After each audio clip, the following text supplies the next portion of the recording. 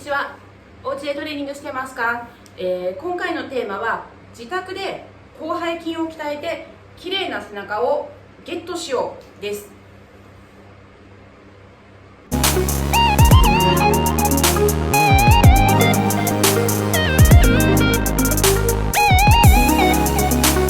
はい、ではまずは広背筋について確認しておきましょう。はい、ここで視聴者の皆さん、広背筋のトレーニングかって思いませんでしたか？広背筋の代表的なトレーニングといえば、そうチンニング、いわゆる懸垂です。しかし一般の女性でチンニングのできる人はほとんどいません。かといって、ラットプルダウンのようなトレーニングマシンは自宅にはありません。チンニングもラットプルダウンも、さあでは一体どうしたらいいの？はい、そこでおすすめなのがこれです。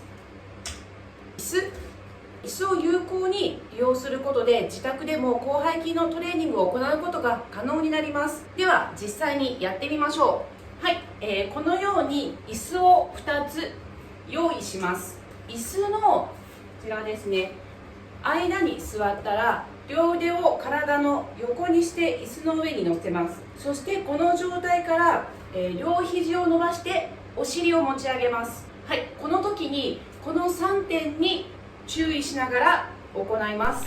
両肘を伸ばすと同時に両肩を下げる。下半身の力でお尻を持ち上げない。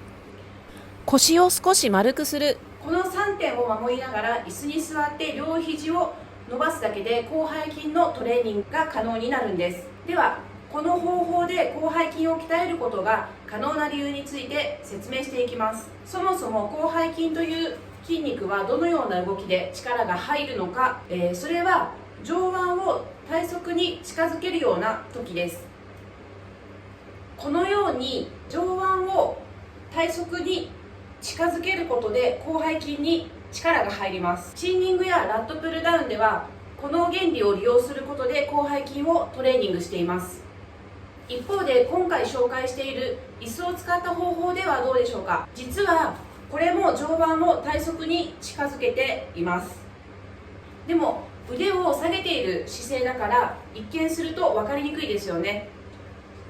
腕を下げているので腕を上げている時に比べて上腕は体側に近い位置にあります。ここで重要なポイントは肘です。皆さん肘の角度に注目してください。座っている時ほとんどの人がある程度肘を曲げているはずです。そして、曲がった肘は後方か外側を向いています。つまり腕が下がっているにもかかわらず肘が、曲げていることで上腕が体側から離れています。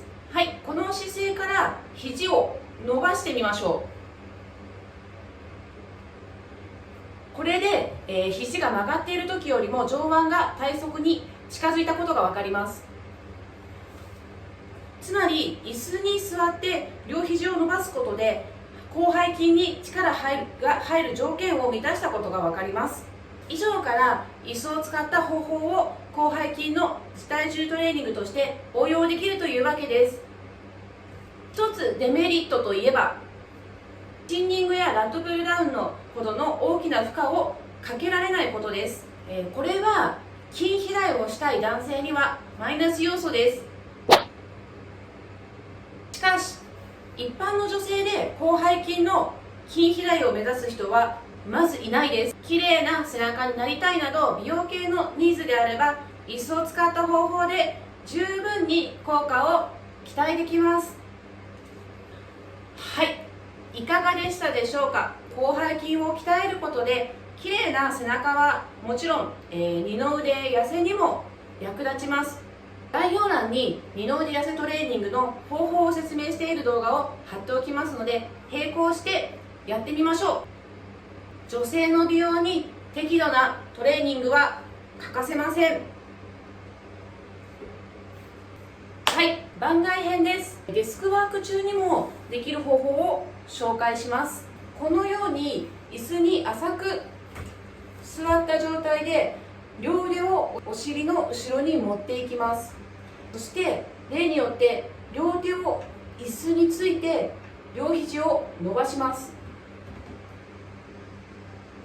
これで広背筋に力が入ります。はい、これは何気に二の腕痩せの効果もあるんですよ。